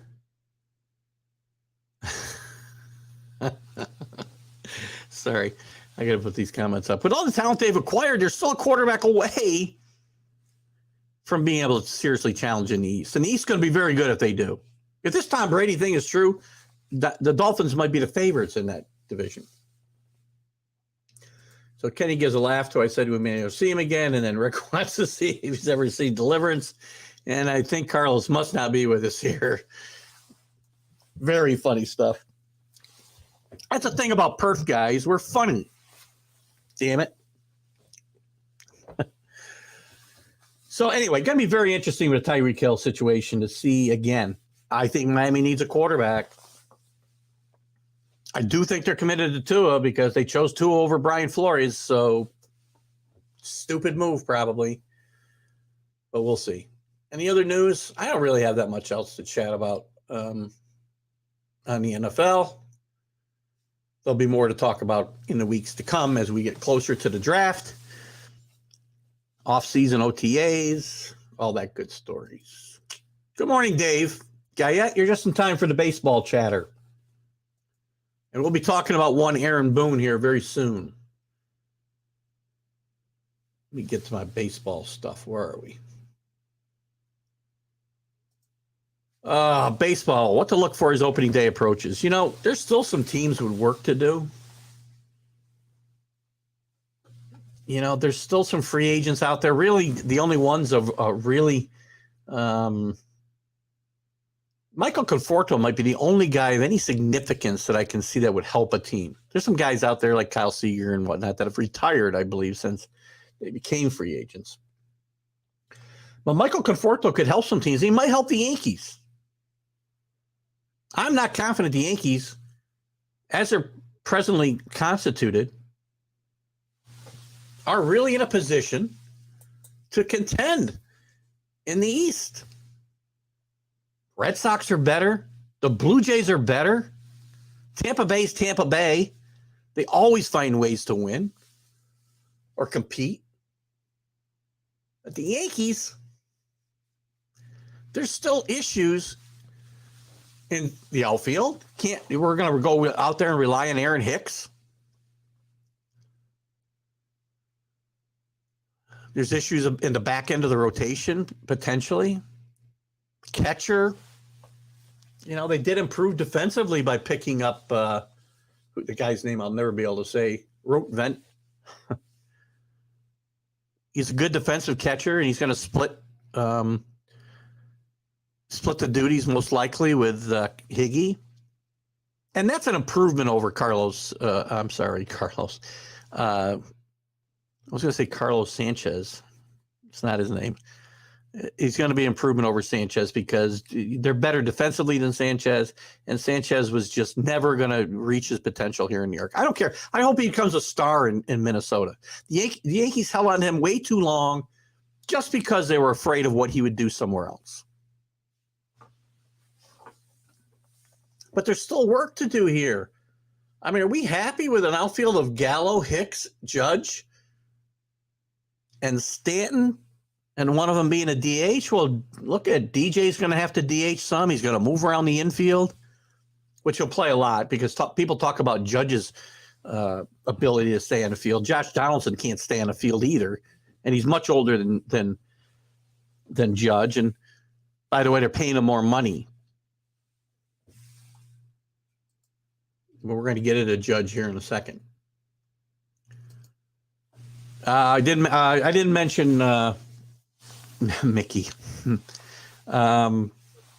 you're talking about what happened to Mickey. Oh, Mickey Delaney. I don't know. I haven't seen him on any of my shows. I thought you were talking about Mancini.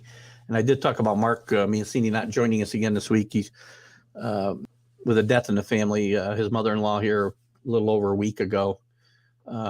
Still some things going on there. So he'll be back with us, and our thoughts and prayers are with him and his family. Mickey, I got to, I think I'll message him today. I'm glad you mentioned that, Rick. Because Mickey was participate a lot in all the shows. So surprised he's gone. I was thinking about that too, and I'm glad you reminded me. Only 12 days left till opening day. Good call there, Dave Guyette. We're excited, even though we're a little worried.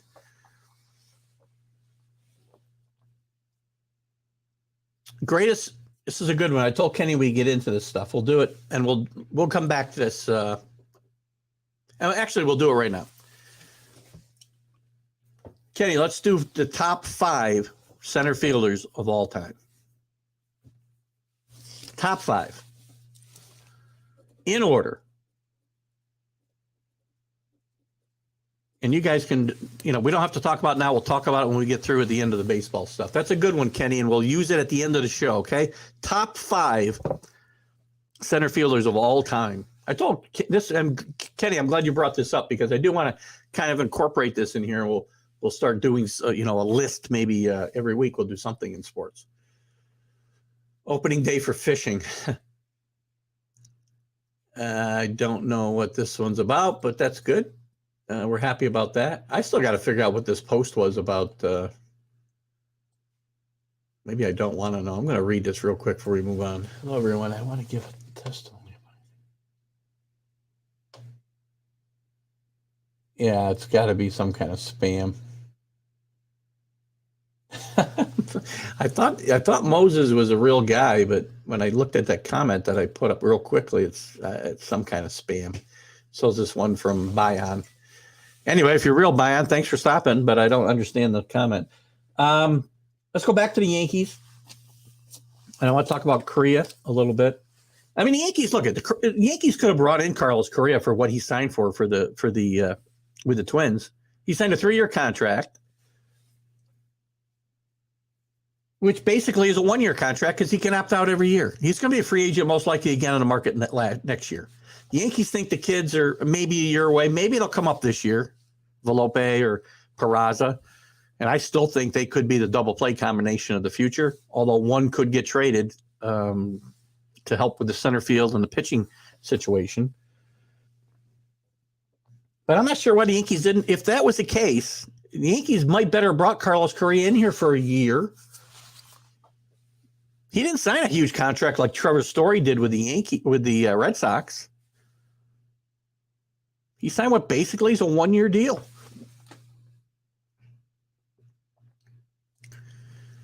Top 5 for center fielders of all time, Rick, which we'll get into at the end of our baseball chat today.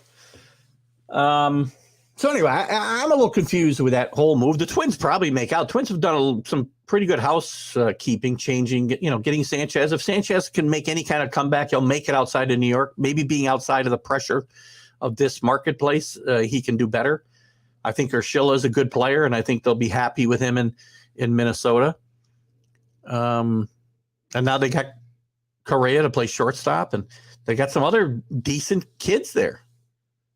Although they got the, Michael Pineda, which is a story for another day. But I'm surprised the Yankees didn't do this. I didn't want them to wrap up 7 years for, $250 million or something for Correa, which I don't care if they spend it on Judge, which we'll get to in a second. But to bring him in here as a 1-year stopgap, if he was willing to sign a 1-year contract, which again, basically he did, I'm a little surprised the Yankees didn't make a move on that. Which brings us to Aaron Judge and his contract situation. Now, Cashman says he's going to make an offer on an extension before opening day, and Judge says after opening day he's not talking about it during the season. He made a stupid comment about, because the difference in I think the the arbitration offer, or the offer they made to avoid arbitration was $17 million for this year, and he wanted 20, and he made a stupid comment, which I'm not going to forgive, right? But again, both things can be right. As I told Mac this morning on the Mac and Jack show, he should not have made a comment about having to put food on his kid's table, which I don't think he's got kids. But I think it was just an offhand remark. To me, that has nothing to do about whether he's worthy of a long-term extension, and he is.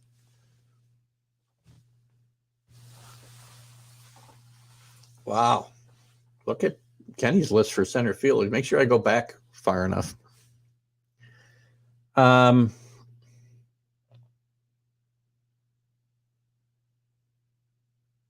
But Aaron Judge, the Yankees should be paying Aaron Judge. Yankees do this all the time with their guys, by the way, all the time. And I'd love to get your guys' feedback. And I'm sure most of you are going to be anti-Judge on this, because we tend to be anti-player because, how much money is enough and blah, blah, blah.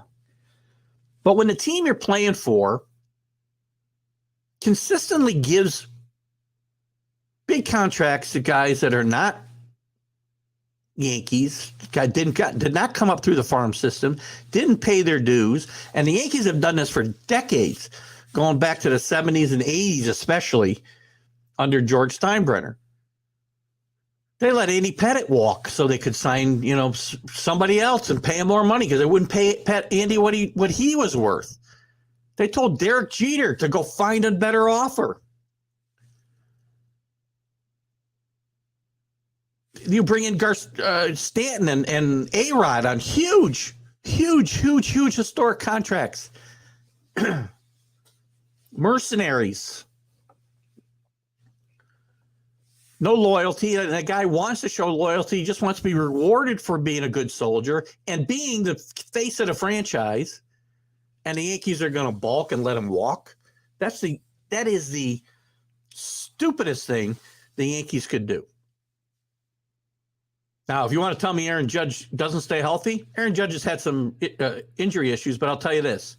Aaron Judge has played 5 years in the major leagues. 5 years. I'll throw out, if you want to throw out COVID, which I like to because it was just an aberration, he's played 4 years in the major leagues. 2 of those years, he was in a top 5, one time second in the MVP voting. 2 out of 4 years. Another year, he finished 12th.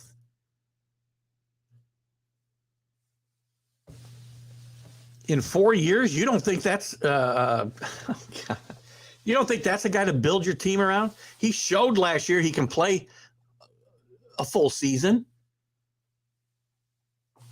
Has he had some injury issues? Yes. But I'm confident they can get around that and manage that. Kenny's old. We'll get into those comments. I'm a little surprised at the Bernie one. But it's time to pay him his money.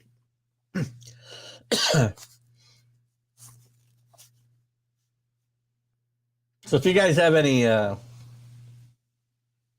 comments there, we're going to talk about this until it's done. Yankees need to start. And what kind of message? That's the other part of this. For years, the Yankees have done this.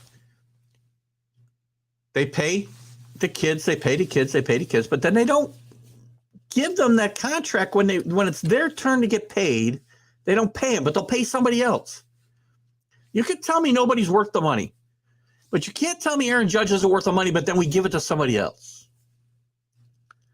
And what kind of message does that send to the kids like Volpe and Peraza, who are going to come up here and hopefully be the stars of the future? What are they going to be thinking when their payday comes?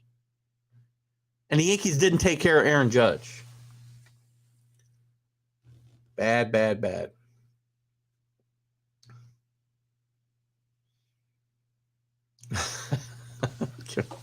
Kenny's all over the place today.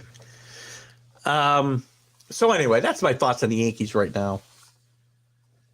Really need to get this stuff done because there's zero reason not to. This is a New York Yankees. Pay the frickin' money and move on. Gosh, just painful. Absolutely painful when this shit goes on. Oh my God, I swore. Sorry. See if I get banned. Oh, what else is going on? Told you about the Yankees planning to offer him. Red signed Tommy Pham. Ohtani, by the way, there's a new. Let's talk about some of the new rules. We talked about the overtime in the NFL. NFL. I'm not happy with the fact that Major League Baseball is going to allow the ghost runner to continue this year. It's not a done deal yet, but it's unlikely it's not going to last at least one more year. Look, it stops being baseball. It stops being baseball when you put a guy who didn't earn his way there on second base to start extra innings. Again, they want to talk about it under the auspices of player safety, and that's a bunch of nonsense. They want to shorten the games, and that's fine. Enforce the rules in the game, and you will shorten the length of baseball games. Call the strike zone that's in the rule book.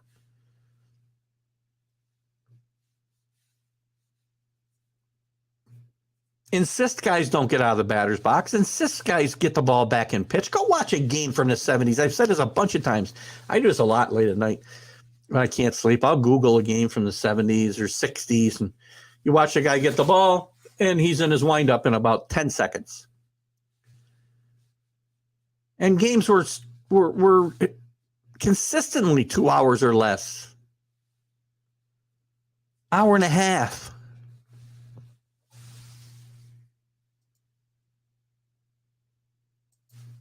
All over.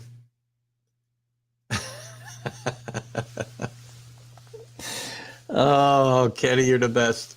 It's just a stream of consciousness show, so you're entitled to be all over the place. That's the idea.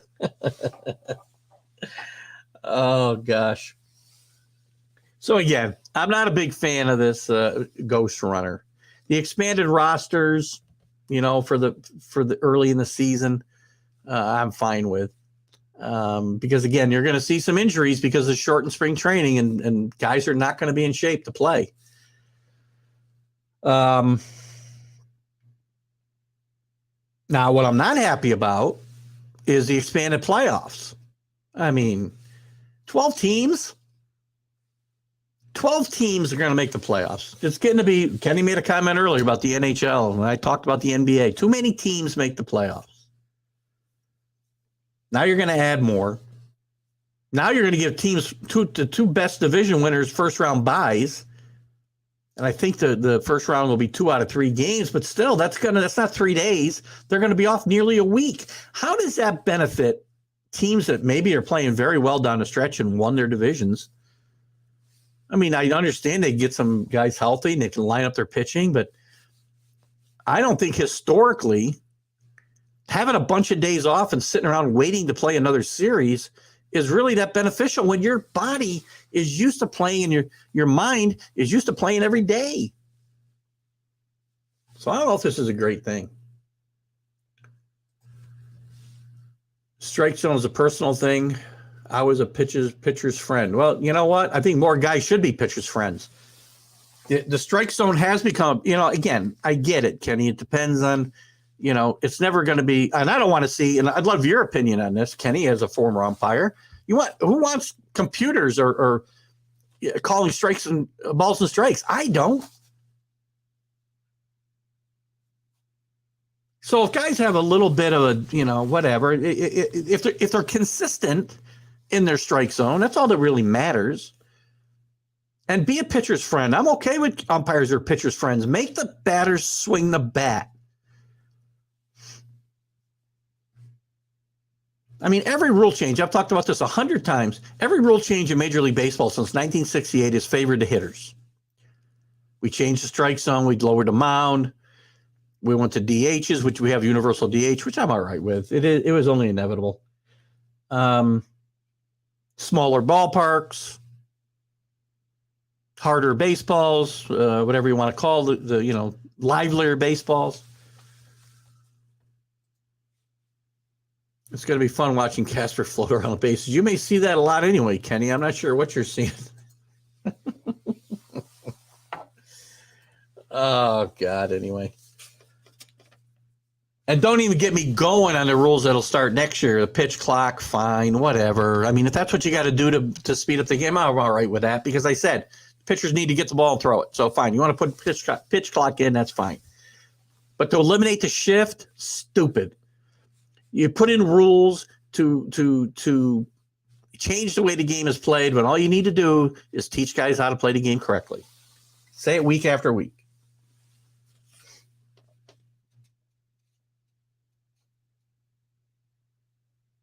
Oh, it's just annoying, isn't it? God. I don't know. What else is news? I mean, I think the Yankees may have improved their defense overall. I liked Urshela, but, you look at some of the, again, I'm not a big fan of advanced analytics and whatnot. Some of the advanced analytics say that Donaldson, if he can stay on the field, is a better defender than Urshela, which, again, the eye test tells me that's not right. But overall, the Yankees are better defensively at shortstop. They're better defensively at catcher. And let's just say they're only got a slight downgrade at third base when Donaldson or DJ plays there. So I think the Yankees really have improved defensively. So that's the one thing I like what they're doing in New York. All right, guys, let's move on. Let's get to our debate. And I only see Kenny so far has put up a comment. So the rest of you, I hope, will comment. Rick, maybe you did. I didn't see it. I'll go back.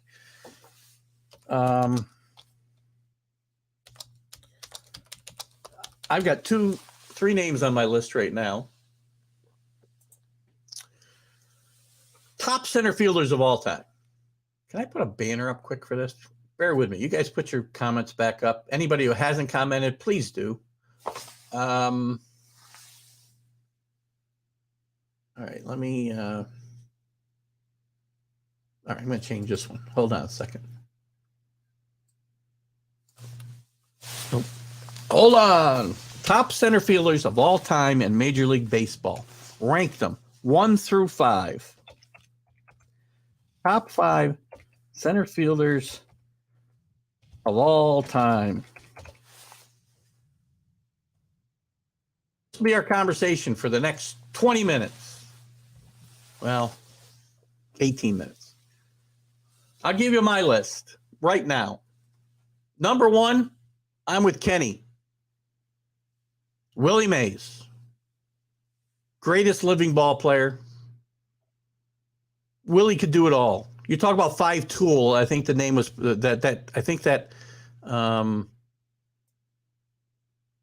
I think it's possible that name came into play with somebody watching Willie Mays play. So Willie Mays is number 1 in my book. And Willie Mays, again, he's lost some of these older guys. And again, I'm old too, Kenny, so we're on the same page. Some of these older guys have become a little bit forgotten. Guys, if you're young and you're watching this, go watch video of Willie Mays play. Reckless abandon, and he could do it all. When you talk about how you get hit for average, hit for power, run the bases, again, running the bases and stealing bases, 2 different things, but Willie could do both. He could catch it, he could go run and catch it, and he could throw it. So he's really a 6-tool player. Willie Mays is number 1. Number 2 for me is the Mickey Mantle. Mick probably, if he hadn't gotten hurt, might have been maybe the greatest player of all time. If he took better care of himself, if he didn't get hurt his knees, which might have been part of the way he took care of himself and caroused. And I mean, Mickey lived hard because Mickey never expected to live past 39 years old. No male member of Mickey Mantle's family ever lived past 30. Maybe it was 30. He didn't expect to make it that far, so he lived life hard. But Mickey was a great player. When he was healthy, he could run. He could play like Mays before his legs went bad. So I would name him number 2. Number 3, Joe Dimaggio. Another Yankee. Bit forgotten. I think one of the most impressive stats of all time is the fact that Joe Dimaggio struck out less, and you'll never see this again probably, struck out less times than he hit home runs. I believe he hit 369 home runs and struck out 366 times, something like that. How impressive is that? 52-game hitting streak, or 56-game hitting streak. Probably never be broken. Batting titles, World Series championships. Tremendous defensive player. Did everything effortlessly.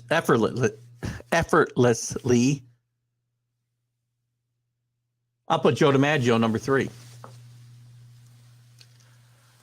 I'm going to go out there a little bit and put Mike Trout at number 4. Mike Trout's career is certainly not over, but Mike Trout already has some amazing stats before he's even, I don't know. I don't know if you know, I don't know how old he is. How old is he right now? 20, 28? I'm not even sure. Now he's been hurt a little bit recently, and this could hurt him, historically going forward. But I'm going to put I'm going to put Mike Trout at number 4. And number 5, I'm going to put Ty Cobb. Ty Cobb was, certainly a different cat, not a good person, a racist. He used to sharpen the rumors are, or the stories are, he used to sharpen his spikes so he can go in and high and tear some people up. But Ty Cobb, had like a 380 lifetime batting average or something, didn't he? See if I can find Ty Cobb in here. And I'd put Ken Griffey close to this list, by the way. Ken Griffey would be maybe 5A with Ty Cobb. But he had 366 for his career. I remember a great story when Pete Rose was chasing the all-time hit record, which Ty Cobb held before he did. He was asked, if Ty Cobb were playing today, what would Ty Cobb hit? And he said, I don't know, 295. And somebody said, what are you talking about? Ty Cobb had a 366 lifetime average. You don't hit 290 today? And Rose said, yeah, but you got to remember, he'd be like 110 years old. Ty Cobb could probably wake up out of his grave and go out and get 2 hits today. So I think that is my list. Oh, there's Rick's list. So let's get to Kenny's first. Who else is out there? Alan, you're not there to give us a list? Anthony, throw me a list. I know some of you guys are out there. Kenny, Willie, I've certainly agree with. Bernie Williams, great player, absolutely tremendous player, clutch player. Can't put him on this list. Top 5 Yankee center fielders, yes. Not all time. Mickey, Duke, Snyder. I will buy that one. And the guy from Cincinnati, I'm not sure which guy you mean. Not sure which guy you're referring to there. Maybe Griffey. Griffey played in Seattle and Cincinnati. Maybe you're referring to Griffey. I would put Griffey just on the outside. I like Ty Cobb a little bit better. And by the way, 1, 2, 3, 4. Yeah. So anyway, look at Bernie's the only guy, assuming that's Ken Griffey you're talking about, that I would argue with. Bernie's a great player. Big Red days. Big Red Machine days. That'd be Cesar Geronimo. I wouldn't put him up there. Great defensive player. Here's Kenny. Here's Rick. This is in order, Rick. Ken Griffey. I love Ken Griffey's game. I loved his enthusiasm for the game. I wouldn't put him number 1 on this list, but again, I'd have him tied with I would have him tied 5 and 5A with Ty Cobb. Willie Mays, we got. Mickey Mantle, we got. Joe DiMaggio. Did you name 6 or 5? Who did you leave off that I had on my list? Oh, Mike Trout. Yeah, I think Mike Trout. I love Mike Trout, and I think he is right now on the trajectory to be top 5. And, again, you could say he hasn't played his career out yet, but I just think he's well on his way to being there if he's not there already. But these are all good picks. Kenny's old. See what else we got here. Kenny talk. This is one of the things I said where Kenny's all over the place. Northwest Missouri has won Division II title 3 times in a row for the first time ever. Congrats to them. We talked about that. Strike zone personal thing. Maybe I got all this. Drew's with us. Good evening, Drew. Good morning, Drew. So Drew is top 5 is Mays, Mantle, Cobb, Tris Speaker. Tris Speaker, that's a good one. Drew's older than the rest of us. But Tris Speaker was a really good ball player, without a doubt. He'd certainly be in my top 10. I just didn't get him to the top 5. And again, I'll get some heat probably over having Mike Trout in there because of his career not being over. But when it's all said and done, Mike Trout might be number 1, assuming his injury issues don't continue. So we'll see how that is. Drew, while you're here, and I certainly can't debate any of Drew's picks. So we've got 4 of the same. Rick and I have 4 of the same, and Kenny, I think, has 3 of the same as the rest of us. We just aren't sure who that red center fielder is he was talking about from the Big Red Machine. Because I had some good ball players, certainly in center field, but none that I would think would rank up there with these guys. And Bernie, I love Bernie, and would never want to denigrate him, but I just can't put him on this list. Since Drew's here, I'll mention again as we're coming close to the end of the show, and you guys got something else we can throw out there for 5 minutes, we can certainly do it. Drew and I are going to do a show, as I mentioned, and Drew, to put some of your angst aside. We got very good reception when I announced it earlier in the show that we were going to put a show together the week of 4/4 to talk a 2-hour show, a special edition one night that week to go through as we did last year. And we did a 2-hour show, by the way, Drew. We did it on a Sunday morning, though. We did the full 2 hours. We're going to go through the Major League Baseball, division by division. And I thought it best to do it after the draft, Drew, so you didn't give Rick any of your pointers. He's really looking forward to your draft guru-ness, because when he called you the baseball guru here, which I will certainly say you are a baseball guru, I questioned him about why I wasn't included in the guru list, and he said, we'll see after the draft. I think I finished ahead of Drew. I'll say with great humility. Just kidding. Anyway, we're going to put that show together. We'll go through like we did last year, and we'll go division by division. We'll pick up, we'll talk about every team in depth. We'll talk about who was winners and losers in this offseason. We'll talk about who we pick for, again, division winners and eventually league champions and World Series winners. And we'll pick our MVPs and Cy Youngs and that type of thing. We'll do it all like we did last year, and I think it went off very well. And as I told Drew, I'll give him a date early this week. I'm trying to figure out a night we can do it and have live coverage on Roku and not have to, if we have to put it up on a tape delay, it's not a big deal. But I'd like to try to coordinate it that way. Drew says baseball knowledge of baseball does not mean drafts for fantasy leagues will pan out. Well, that's absolutely true. Maybe even causes overthinking. So final standings not indicative of guruism. Oh. I would agree with that comment, Drew. Looking forward to it again. Thanks so much for having me back on. Absolutely. We're going to have a lot of fun. I had a lot of fun doing it with you last year. I will say, as far as guruism, and again, I was far from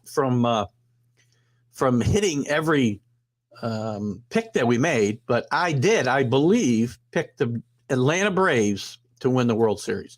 So I'll hang my hat on that for this year. And one thing we'll have to do, and we didn't do it this past year, and that's my fault because I wasn't able to really. I had so many guests coming on. I couldn't figure out a way to shoehorn it in with college football, but we're going to do it. We'll do a recap. And I'll keep better track of all our picks, which I didn't do last year, which was one other reason we didn't do a recap show, because I couldn't find my damn list of who we had. I could have gone and watched the show over again, I guess. But I think, Drew hit on some winners. I hit on some winners, and I'll hang on my hat on my Braves pick for the World Series, which I do not think at this moment in time will be my I don't think they'll be my Super Bowl. That definitely won't be my Super Bowl pick, but I don't think they'll be my World Series pick this year. And I do not think again it will be the Dodgers. Although Dave Roberts, who we didn't touch on, has just signed a new extension, and if you're a fan of not putting up bulletin board material, then you don't like the fact that Dave Roberts basically guaranteed a World Series championship for the Dodgers. And I'm not going the Mark Mancini route where I'm just bashing the Dodgers. This team is built to win. Freddie Freeman, great pickup. Yankees should have been all over Freddie Freeman. I'll say it again. Biggest disappointment of my offseason is not getting Freddie Freeman. We'll talk about it during that show with Drew. Now, Anthony Rizzo is a nice player, and I'm glad to have him back. And he brought a glue to that infield last year when he got here, but he's not Freddie Freeman.